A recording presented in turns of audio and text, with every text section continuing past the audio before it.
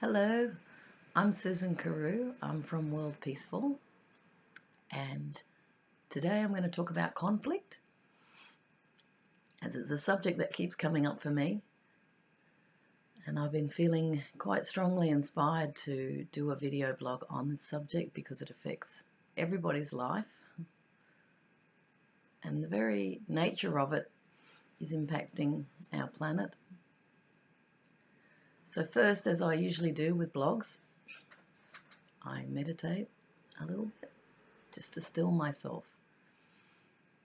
The mind can become very overactive. So breathing in, breathing out, breathing in harmony, breathing out any discord, conflict, frustration. Breathing in love.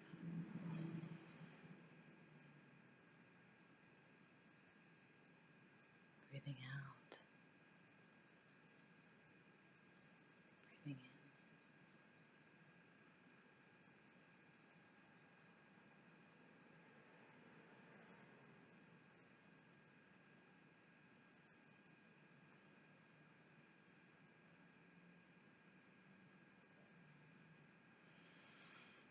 When I think of conflict, I think about a newborn baby and the beautiful peacefulness in a baby's face as it enters the world. And yes, they cry as they adjust to their new environment. But typically they're coming in very pure. They're not thinking, they're in a state of feeling, they're sensing, they're absorbing far, far more than adults often give them credit for. They're very aware. They just can't articulate it. And of course, as you look through from a baby's life as it grows into infancy, a young child playing with other children, teenage years, being a young adult, and becoming an adult, and then finding a few more aches and pains, and getting tired as they're getting older, and in old age. So the life cycle of which we all must participate, within which many, many conflicts arise.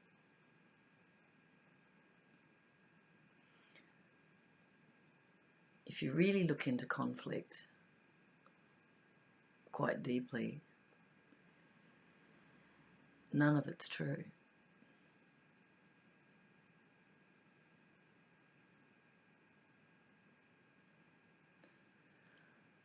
When you cultivate within yourself a loving state of being,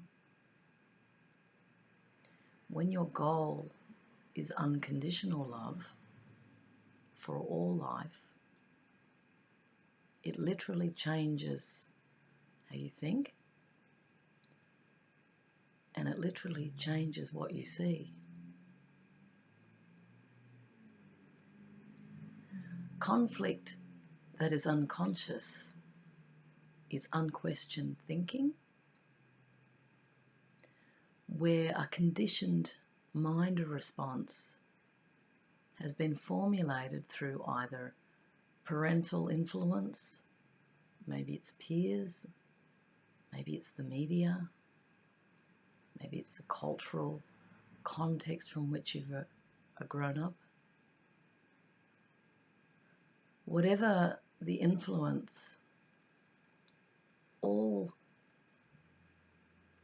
generates a combination of images which form what you see in the world.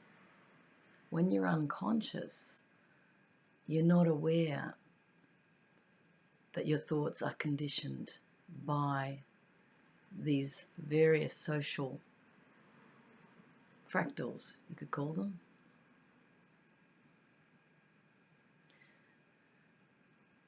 If you're choosing a life where you feel strongly that you want to be right, and that's more important than attaining the truth, then your mindset will be very focused on winning the argument, backing it up with the facts. There'll be a sense of egoic satisfaction when you feel your adversary has had to acknowledge they were wrong. There's a slight expansion to your sense of self when you believe that you're right. Now, some can do this consciously or unconsciously, but ultimately, whatever thoughts they're thinking, they're attaching to their identity. And if we really explore the nature of thought, thoughts arise and fall away.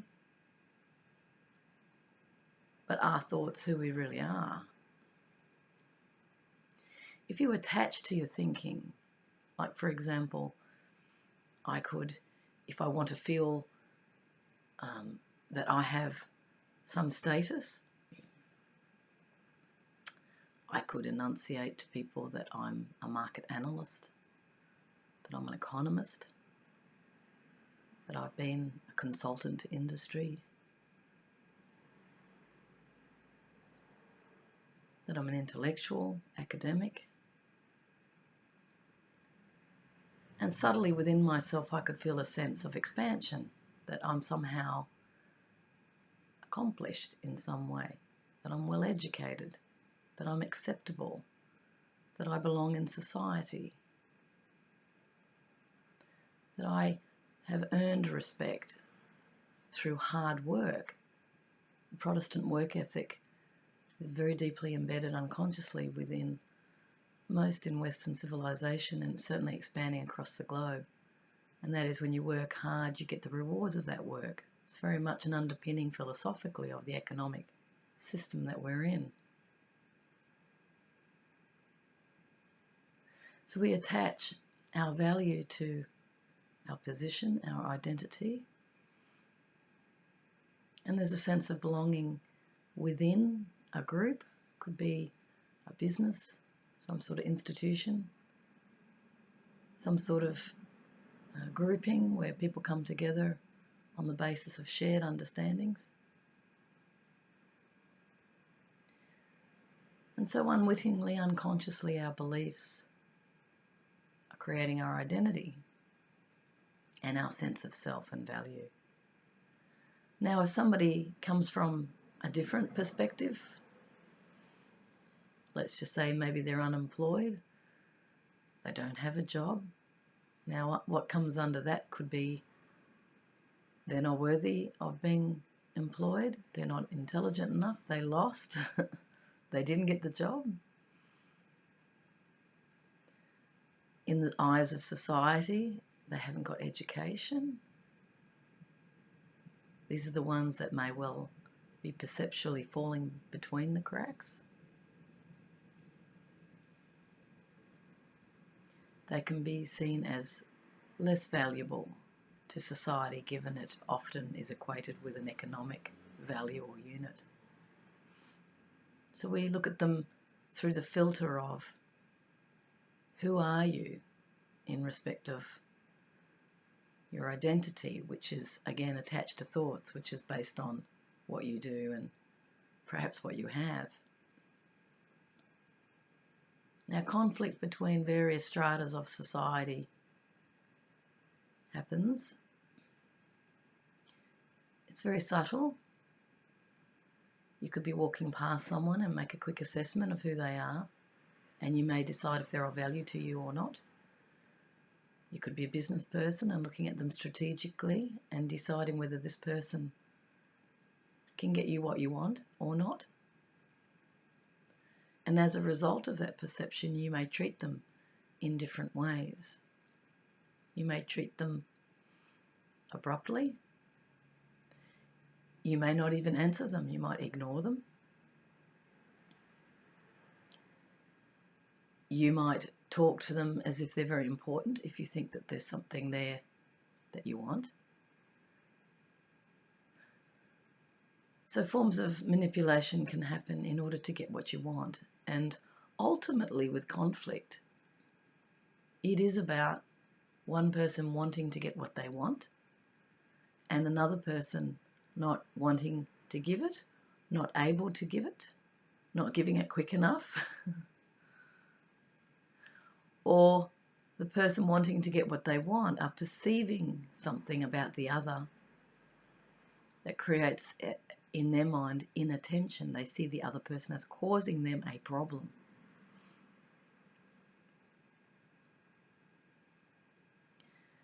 Yet if we go back to our thought system, it's actually the belief of our thoughts that truly create the problem for us.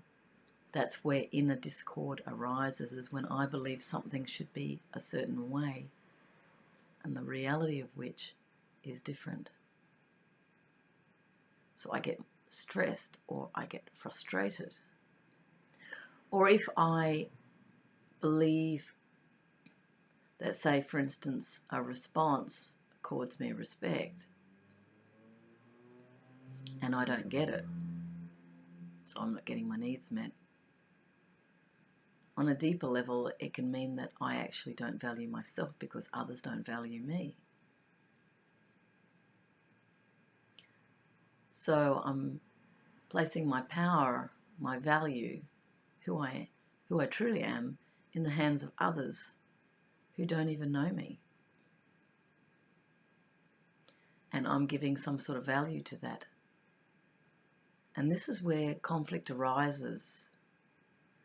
It arises in the belief that you're less than what you truly are. It arises in the belief that someone's causing you a problem, when in reality we are all creating the internal discord within ourselves through our beliefs. Now this brings me to worldviews. We live on a planet with myriad worldviews. Not only culturally, but even individually, there's a universe of worldviews within that. Every single human being on the planet is unique. Every single human being sees the same situation differently. I only need to refer to my experience as a market analyst to know when I was recording people's thoughts and observing their behaviours that they all interpret differently. Now, one of the critical areas with conflict is when I believe you should think like me. When I believe that you should think like me, I'm setting up a situation for conflict, consciously or unconsciously, because the truth of the matter is we all think differently. But unless we sit down and communicate clearly with one another, speculative beliefs will generate inner feelings of discord, frustration, anger towards people we actually don't even really know. We will project onto that other our story of what they should or shouldn't do, what's right, what's wrong. And that then creates, possibly, if it goes on for a long time, an intractable type of conflict where positions are very entrenched, where there isn't a willingness to actually step into the middle and be prepared to hear a different viewpoint. And that our belief systems, our positions, our sense of value is not in the slightest impacted by a different worldview. If a person is in seeking truth, as distinct from being right, this changes everything. It means they see life as a learning experience. They don't see it as a means to further a sense of heightened ego through being right, or authority, which some equate to respect. The person seeking truth, they'll approach conflict as an opportunity. Conflict's very normal. We often come at things with different viewpoints, and that's fine. But when truth is the primary motivator, then there will be a willingness to sit together and actually discuss the matter. What I know from my own experience in having conducted mediations myself, also having been a market analyst, I've probably done hundreds and hundreds of focus groups where I've had a variety of people sitting around discussing their views. Even on radio, I did 136 programs and I heard divergent viewpoints, which were truly fascinating. Even in all the companies I've worked in, 400 companies was what I tallied, in every industry possible, with a very wide range of professionals, semi-professionals, blue-collar workers, all mixing it up together in a place called an organisation. I've seen the diversity of all these viewpoints, but I've also seen a lot of conflict, and I've seen people isolate people on the basis of unquestioned thoughts or a story that's been created in order to demonise the other, to isolate them. And I've seen the great pain that that's caused. I've also witnessed bullying, overt bullying, where management has literally criticised on a daily basis, a staff member working with them. And the person was holding out to long service leave before they could say something. And even then, I don't know if they actually said anything. I think they just wanted to leave and take the money. And yet, we miss incredible opportunities to know ourselves and others when we avoid conflict. You're never going to expand on your own thinking or get to know who you are, or have the experience of hearing from someone else how they're seeing a situation different to yourself, or seeing you different from the way you've perceived you. No two people have truly ever met, in that we're meeting our perceptions, our projections of one another, because we're always coming from our own inner world, which is really a mix of all our upbringing and all the experiences we've had and education. All of that is within us, and that's the prism through which we see the world and hence another. And if we have very strong beliefs on what we think is right and wrong, what we think is appropriate or inappropriate, we're going to be quite strong-minded on ensuring that another person adheres to what we think is the right way. If we're in hierarchical situations where there's forms of control, where people must adhere to those above them, or even colleagues, that can make it very difficult for open discourse to happen. Dialogue is absolutely essential in order to dispel myths that have been created in our own minds. I would say in conflict we're 100% wrong. 100% wrong. I'm quite certain if we sat down at the table and actually talked to one another, it's not to say that the negative event didn't happen or the event didn't occur, but I guess the way we would see the event after understanding where the other is coming from, it would make sense. And that's how you learn. That's how you expand. That's how you get experience. That's how you become resilient. That's how you develop wisdom. It all comes from having challenged your own thinking. I remembered when I gave a talk at a conference this year, and I started off my talk saying that in the beginning I didn't know that I didn't know. And that's what I often equate to innocence. People don't know that they don't know. They truly believe they know. this is the way we do things around here. This is clearly inappropriate. And because I truly believe that, I'm going to follow a line of thought that isn't going to contradict that belief. So if you're in a conflict situation, there's not a lot of room for actually expanding the possibilities to really question the conflict, to find out, well, what is the other person's viewpoint? How do they see it? Let's talk to the other person. How do they see it in their words without interruption? Are there any questions that each person would need to ask of the other in order to clarify misunderstandings? Can they sit down and actually work the conflict out together so that they both become empowered?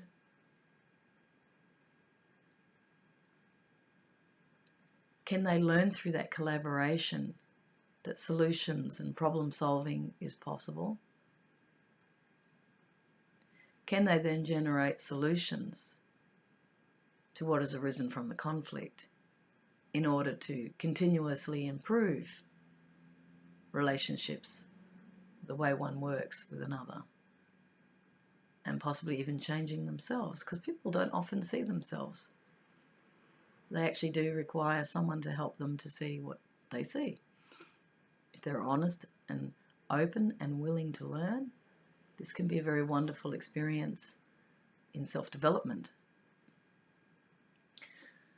Encouraging dialogue also helps people to get to know one another.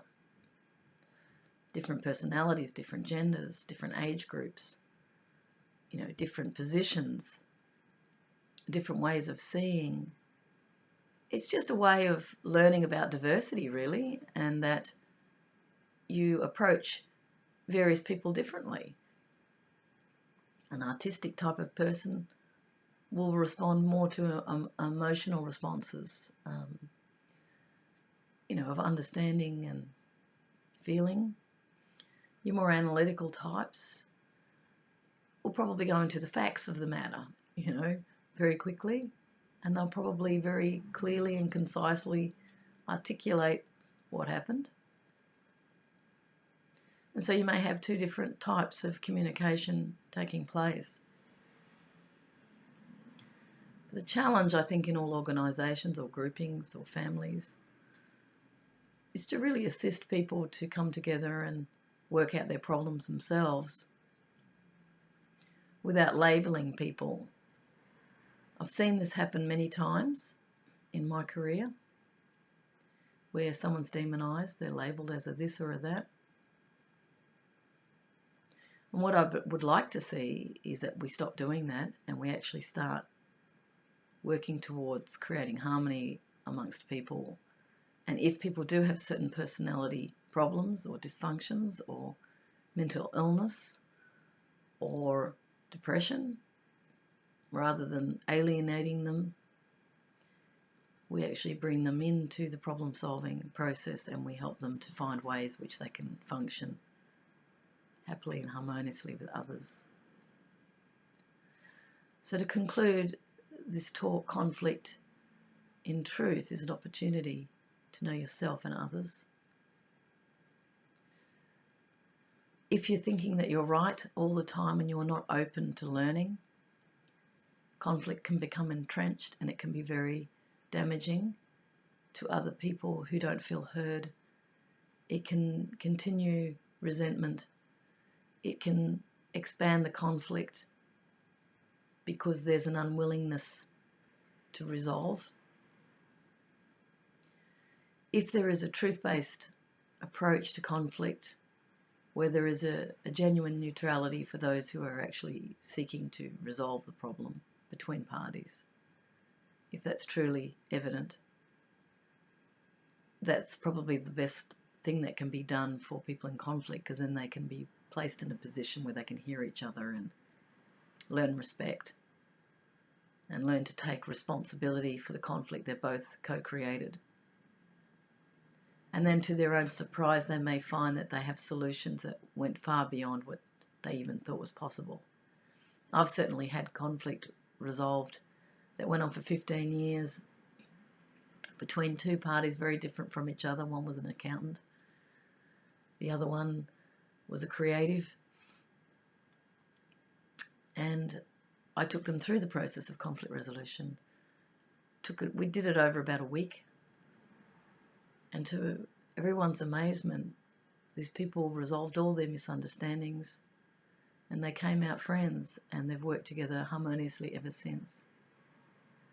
Harmony is not an ethereal sort of sweet thing to say that we all want harmony. It's very ideal. It's actually what functions best in organisations if they really are seeking efficiency and they're seeking creativity.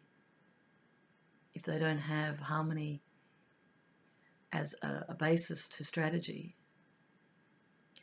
and harmony is not sameness, harmony is just learning to work with differences with respect and understanding,